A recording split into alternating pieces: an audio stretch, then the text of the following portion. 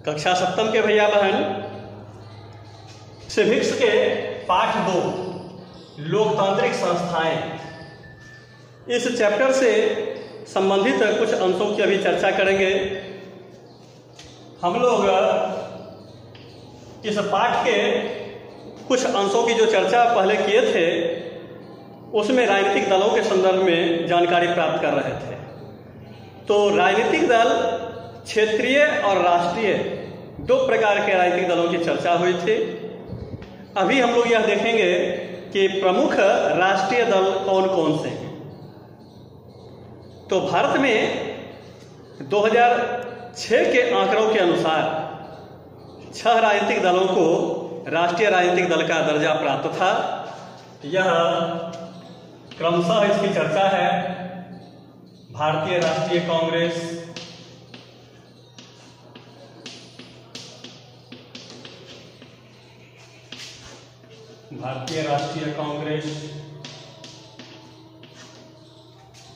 दूसरा है भारतीय जनता पार्टी,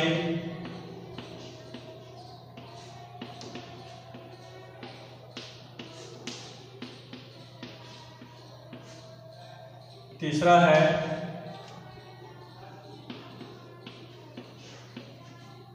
भारतीय कम्युनिस्ट पार्टी,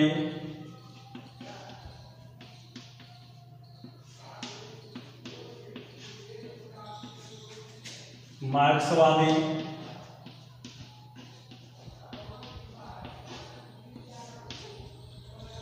चौथा है भारतीय कम्युनिस्ट पार्टी,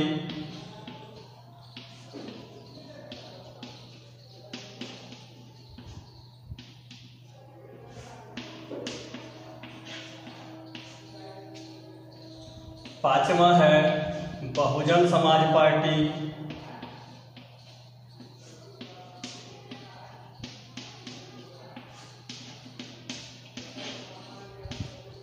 छठा है राष्ट्रवादी कांग्रेस,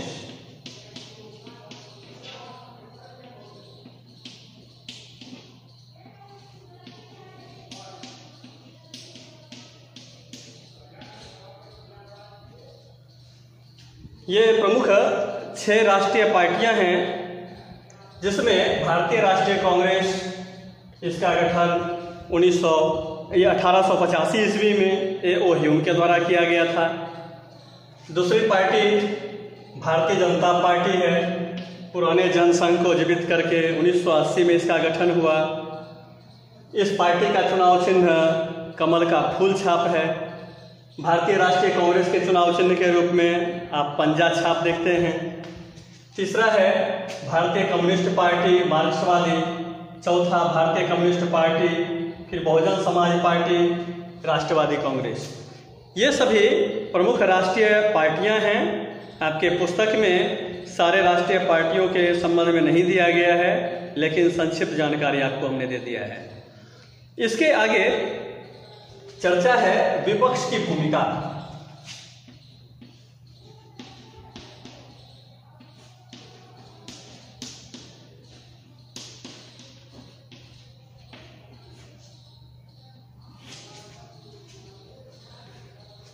लोकतंत्र में शासन व्यवस्था के संचालन के क्रम में जो सत्तारूढ़ पार्टियां होती है वह कहीं मनमानी ना करने लगे, वह कहीं संविधान से हट करके काम ना करने लगे, तो उन्हें नियंत्रित करने के लिए, उन्हें अपनी सीमाओं से बाहर जाने से रोकने के लिए एक मजबूत विपक्ष की भी आवश्यकता होती है। तो यह विपक्षी पार्टियां कौन होती हैं? ये ऐसी पार्टियां हैं, ये ऐसे दल हैं जो कि सत्ता प्राप्ति के लिए जो पूर्ण बहुमत चाहिए था वह नहीं प्राप्त कर सके। तो पूर्ण बहुमत से दूर रहने के कारण वह एक महत्वपूर्ण विपक्ष की भूमिका को निभाते हैं और शासन सत्ता को जनहित के कार्य से करने के लिए, जुड़े रहने के लिए बाध्य करते हैं। अनेक प्रकार के माध्यम हैं। आगे की कक्षाओं में उस पर विशेष चर्चा होगी। इसके बाद चर्चा है मिलीजुली या बहुदलीय सरकार।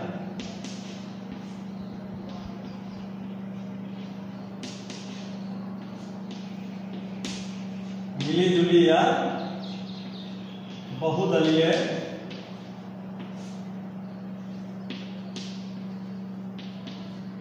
सरकार। ये ध्यान देना है भैया बहन कि सरकार बनाने के लिए जिस पूर्ण बहुमत की आवश्यकता होती है, कभी कभी ऐसा भी होता है कि चुनाव में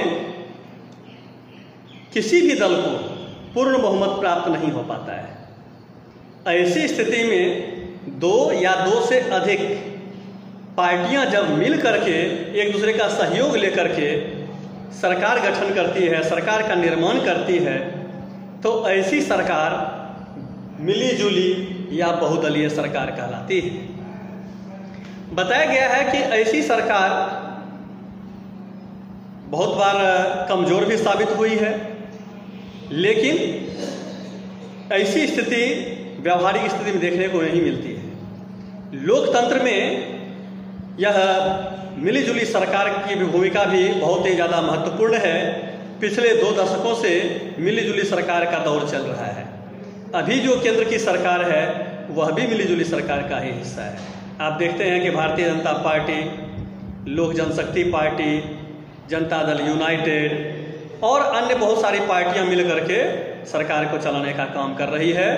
विपक्ष में भी अनेकानेक पार्टियां मिलकर के संयुक्त प्रगतिशील गठबंधन के रूप में कार्य कर रही है, जो सरकार को देखरेख करती, सरकार के यह नियंत्रण से बाहर निकलने की स्थिति में उसे टोक टाक करती है, संवैधानिक दायित्वों की पूर्ति के लिए उसे सजग रखती है।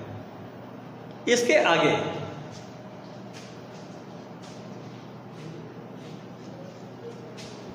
यह देख चुके आप, राष्ट्रीय पार्टी में 6 राष्ट्रीय पार्टी की चर्चा हुई। इसके अलावे अन्य जितनी भी पार्टियां बचती है वह क्या हो गए, तो क्षेत्रीय पार्टी हो गए। इन क्षेत्रीय पार्टियों में आप असम गण परिषद को ले सकते हैं, नेशनल कॉन्फ्रेंस को ले सकते हैं, द्रविड़ मुनेत्र कड़गम को ले सकते हैं, तृणमूल कांग्रेस को ले सकते हैं। अर्थात राष्ट्रीय पार्टियों को छोड़कर अन्य जितनी भी पार्टियां हैं वो सभी क्षेत्रीय पार्टियां हैं। तो अंतोगत्वा हम लोग इस चैप्टर के अध्ययन में लोकतांत्रिक संस्थाओं के विभिन्न पहलुओं पर चर्चा कर लिए हैं। क्या है लोकतांत्रिक व्यवस्था, चुनाव की प्रक्रिया क्या है, चुनाव आयोग के क्या कार्य हैं, फिर राजनीतिक दल क्या है, कितने प्रकार के राजनीतिक दल, भारत में दलीय व्यवस्था कैसी है, विपक्ष की क्या भूमिका होती है, मिलीजुली या बहुदलीय सरकार किसे कहते हैं। इन सारी बातों की चर्चा हो गई है। इस पाठ को आप सही तरीके से तैयार करें, फिर अब अगले चैप्टर की चर्चा अगले दिन की जाएगी। धन्यवाद।